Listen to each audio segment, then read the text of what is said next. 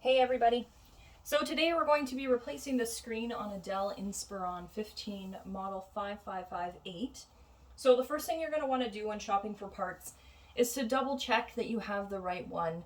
I've made that mistake before.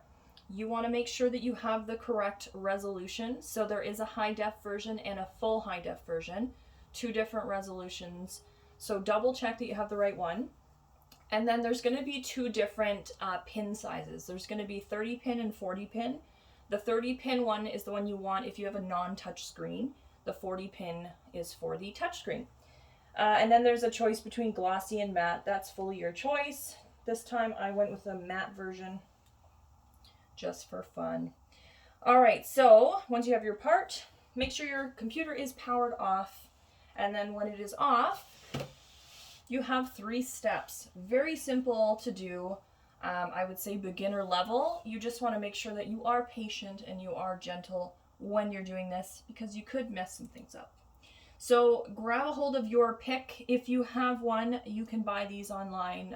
They sell little kits for doing phone or computer repairs, or you can use a guitar pick like I'm doing. Just because this one is a little thinner, the other ones sometimes are a little thicker. So it's up to you. And basically you're trying to get this to slide in here around the edge. So you're going to want to find a good spot. Usually on the top is a good spot to the right of the camera. And once you get it in there, you just kind of want to gently pry it a little bit until you get a little space for your finger. And then pry a little bit more. And then once you get your fingers under there, you can gently pull around the outside. Now you want to be careful because you don't want to break the clips around the outside. However, if you do break a couple, not a big deal. I've broken a few because I have changed my screen several times. So just be gentle, and then the bottom corners where the hinges are, the last part. Set that aside. That is done. That's step 1. Step 2, you're going to want to flip your computer like this so the screen is on the bottom. And basically you're trying to locate the 4 screws. They are these smaller ones on the 2 longer sides, not the bigger ones in the corner. So right here, really simple, taking a small screwdriver, unscrewing them, setting them aside. You don't need one of those hardware trays because there is only 4 screws here and they're all the same. So really simple. So just unscrewing those, setting them aside. And that, my friends, is step 2. Next step, third step, you are going to basically gently lower this down, making sure you're not pulling it away because it is attached to the bottom there. Right there, that's where it's attached. All right, this is where you want to take away the tape.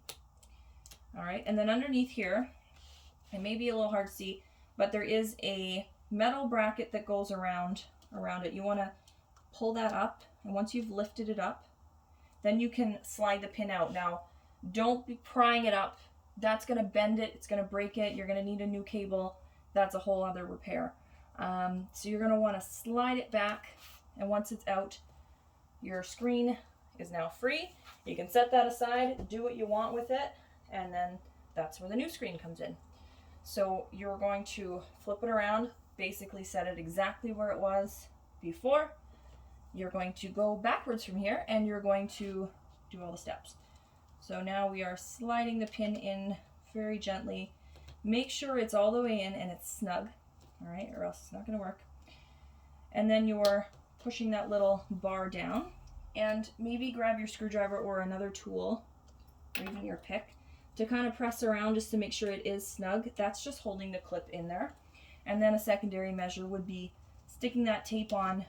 My tape is not so sticky anymore, but it should be, if it's your first time swapping the screen out, it should be nice and sticky for you to use it again. All right, going backwards again, putting the screen right back up where it was, and right beside the screw there are these little posts that it can kind of sit on there. So it should be able to sit while you're getting your screws ready. Get them in place. All right, screw them in. I'm going to go across on a diagonal, as you do. Not too tight that you're gonna strip your screws or anything like that, just snug is good. Last one here. Oh, did I lose it? There we go.